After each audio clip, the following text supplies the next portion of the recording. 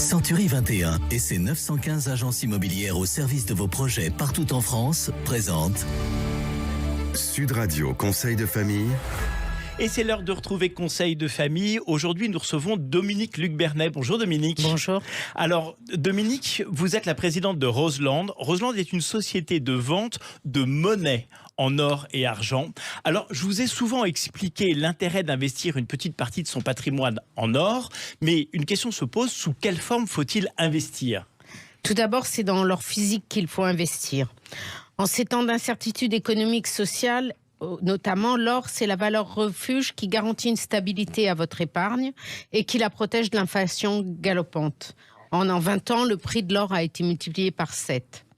L'achat d'or, c'est un achat sécuritaire et pour la spéculation, il vaut mieux se tourner vers des monnaies de collection qui ne sont pas forcément en or.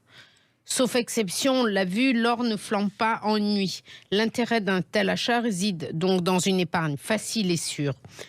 Par exemple, vous pouvez acheter régulièrement une ou des monnaies qui vous permettront de faire au moment nécessaire un achat plus important comme les études des enfants ou un appartement.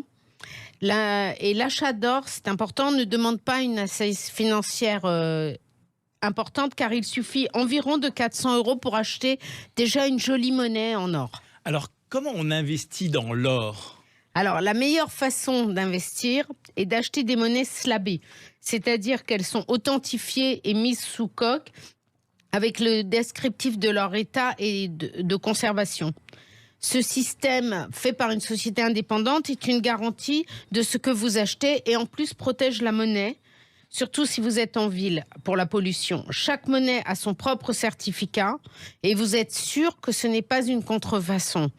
Car comme tout ce qui est convoité, les monnaies sont copiées et mal faites parfois. Pour l'or, mieux vaut prendre des monnaies que des lingots car c'est plus facile à transporter et plus facile à vendre. Vous pouvez acheter, si vous préférez, du métal argent. Son seul souci, c'est qu'il est plus volumineux. Et les monnaies de collection alors ? Alors, depuis la Covid, le marché de la collection a explosé et les prix s'envolent. Il y a plus de collectionneurs que de monnaies disponibles en bon état ou rares. La demande est donc plus importante que l'offre. La valeur ne se calcule plus seulement sur le métal, mais aussi sur la rareté, sur la qualité. Par exemple, une 20 francs suisse vaut en général aux alentours de 350 €, mais si elle est de 1848 et en bon état, elle vaut environ 10 000 €. Oui, c'est mieux que les cartes Pokémon. Hein. C'est ça. Il vaut mieux se faire aider d'un professionnel qui déterminera avec vous vos besoins et pourra vous signaler des marchés sous-évalués.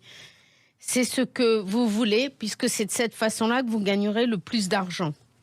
C'est un marché qui demande de la patience. Vous garderez vos monnaies de collection quelques années avant de les vendre et de réaliser probablement une plus-value importante.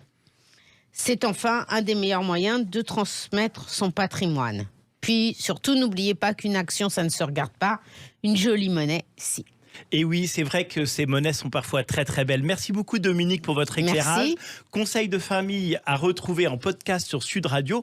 Vous pouvez aussi adresser vos questions ou vos commentaires sur le site de Conseil de famille, conseil avec un s-2-famille.com. À bientôt. C'était Sud Radio Conseil de famille. avec Century 21 et ses 915 agences immobilières au service de vos projets partout en France.